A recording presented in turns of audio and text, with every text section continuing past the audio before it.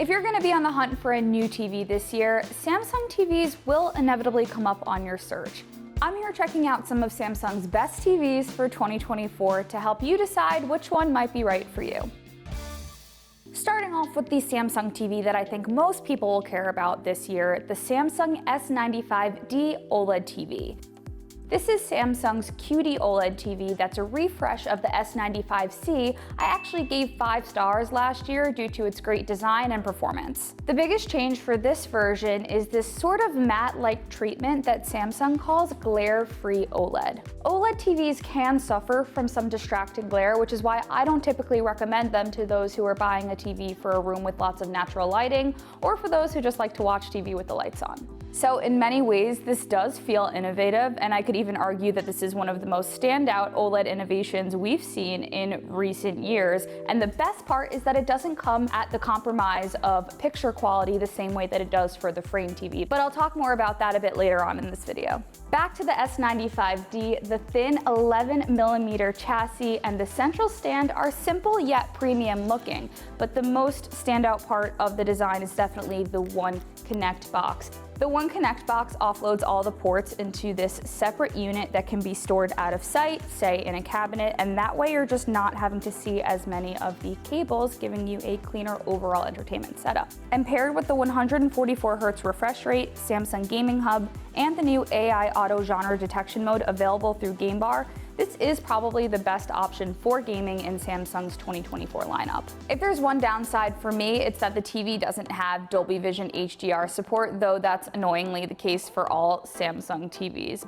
Speaking of Samsung TVs, the S95D and all the other TVs you'll see in this video have Samsung Smart TV platform. You're not going to see very many differences set to set, but you will get access to all the biggest streaming platforms as well as some free content through Samsung TV Plus. All TVs also act as a hub for smart things and controlling your smart home devices.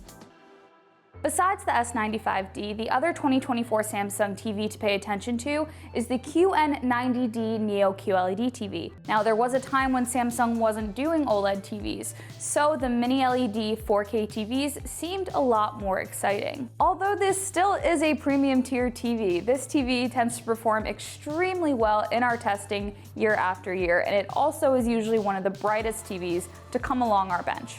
But the big story with this set, the QN90D, is AI. It has AI upscaling, AI sound and voice amplifications, AI picture customization based on your preferences, and other optimizations. But unlike the S95D, the QN90D doesn't have the One Connect box.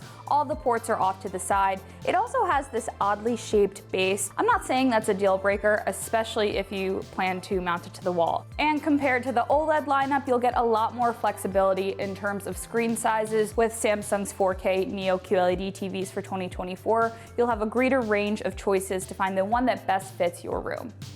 For those who really care about the design of the TV, perhaps even more so than the actual TV watching experience, the Frame 2024 might be the best pick for you. It has this matte display that takes what would be just a boring black screen up on your wall into something that looks, well, museum-worthy. Although this unit here doesn't have the ornate bezels that Samsung sells, we got to see some of the styles back at CES, so I definitely recommend checking out that video. But bezel or not, you can display a complete montage of artworks. The Samsung artwork has over 2,500 pieces of art available for purchase, but new for this year, there are actually 20 curated pics available each month completely for free. We love that. Otherwise, you could always upload your own pics to make it work like your own digital photo frame. Either way, when the TV is in art mode, the refresh rate will kick down from 120Hz to 60Hz, which is great from an energy conservation standpoint. Now, the best way to experience the Frame TV is to mount it up on your wall. We have it on the included feet right here, but I'm sure you can imagine it. It has the One Connect box, as well as what Samsung calls the One Invisible Connection cable. That just helps with cable management. This probably is one of the TVs that's more amenable to having a cable-free look. But if you really want to take your setup to the next level, Samsung has just released the all-new Music Frame. The Music Frame isn't a digital frame like the TV, but you can put your own photos in, swap them out whenever you want, mount it to the wall, and then it can act as the subwoofer for your Frame TV, or you can just use it as a Bluetooth speaker if you want some tunes to go along with your art.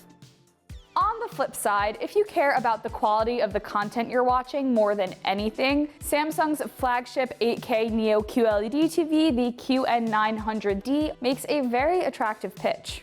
If you were thinking of getting a 75-inch TV, an 85-inch TV like this one, or even larger, 8K upscaling can help with image sharpness for these large screens. Watching here for a bit, the upscaling is solid. It's not this drastic life-changing experience, but it does feel quite cinematic. Pair that with the One Connect box, a chassis that's just 13 millimeters wide, and these metallic details, and you get a very sleek looking package. So we looked at a 4K OLED TV, a mini LED TV, a lifestyle TV, and an 8K TV. These aren't the only TVs that Samsung has for 2024, but it's definitely the best sampling of what's going to be on the market should you be interested in picking up one for yourself. Let me know which one catches your eye the most in the comment section of this video. You can also see more behind the scenes with these TVs on all of our socials at Tom's Guide. And as always, I'm at Kate Kozich. Thanks for watching. I'll catch you next time.